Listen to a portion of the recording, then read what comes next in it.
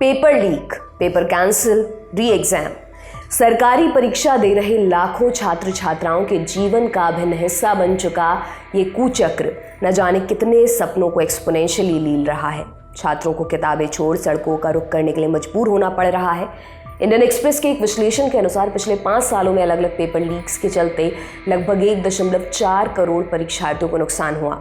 1.4 करोड़।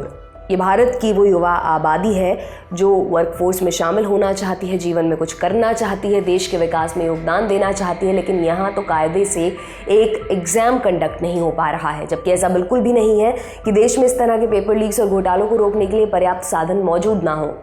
इसी साल 5 फरवरी को केंद्र सरकार ने लोकसभा में पब्लिक एग्जामिनेशंस बिल 2024 पेश किया। 6 फरवरी और 9 फरवरी को क्रमशः ये बिल लोकसभा और राज्यसभा से पास हो गया। फरवरी में ही राष्ट्रपति द्रौपदी मुर्मू की मंजूरी के बाद इस बिल ने कानून की शक्ल ले ली थी। परीक्षाओं में पेपर लीक और चीटिंग को रोकने के लिए लाए गए इस कानून में कड़ी सजा और जुर्माने का प्रावधान है।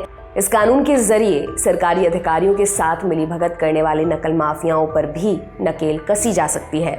इस कानून के तहत क्या क्या सजा हो सकती है, इस पर भी एक नज़र डाल लेते हैं। सरकारी भर्तियों की परीक्षाओं में धांधली करने के दोषियों को 3 से 5 साल तक की कैद और 10 लाख रुपए तक का जुर्माना लग सकता है।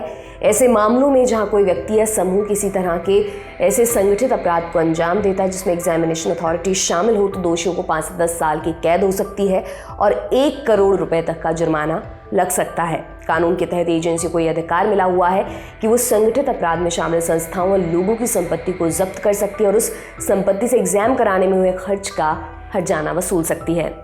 कानून में यह भी प्रावधान है इस तरह की धांधली के आरोपों की जांच सुपरिंटेंडेंट ऑफ पुलिस या असिस्टेंट पुलिस कमिश्नर स्तर के अधिकारी करेंगे।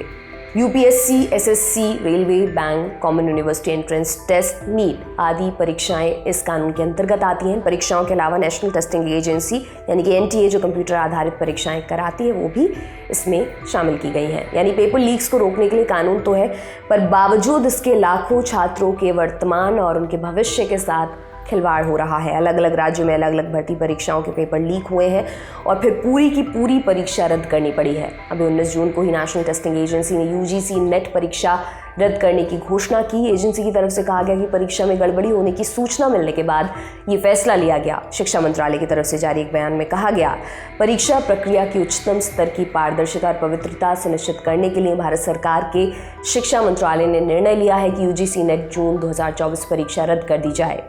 मंत्रालय ने बताया कि नेट परीक्षा फिर से आयोजित की जाएगी। इसके लिए आगे की जानकारी छात्रों से अलग से साझा की जाएगी। साथ ही परीक्षा में हुई गड़बड़ी की पूरी जांच के लिए मामले को सेंट्रल ब्यूरो ऑफ इन्वेस्टिगेशन को सौंपा जा रहा है। इन सबके बीच विपक्ष सरकार पर हमलावर है। पेपर घोटालों की जवाबदेही तय किए जाने को लेकर लगातार सवाल उठाए जा रहे हैं। छात्रों के भविष्य को कुचलने के आरोप लगाए जा रहे हैं। उधर नीट यूजीसी 2024 परीक्षा के नतीजे सामने आने के बाद लगातार विवाद चल रहा है। सुप्रीम कोर्ट इस मामले को लेकर 8 जुलाई को सुनवाई करेगा। बहरहाल ये उम्मीद ही की जा सकती है कि इन घोटालों और इन पेपर लीक से जुड़े कानून का सख्ती से पालन होगा और दोषियों को कड़ी से कड़ी सजा मिलेगी, ताकि दिन रात मेहनत कर इन परीक्षाओं की तैयारी करने वाले छात्र छात्राओं को सही मायने में वो मौका दिया जाए जिनके वो हकदार हैं। आप इस पर क्या सोचते हैं, कमेंट सेक्शन में हमें ज़रूर बताएं। मेरा नाम है दिव्यांशी सुमराव। देखते रहिए दी लल्लन टॉप। शुक्रिया।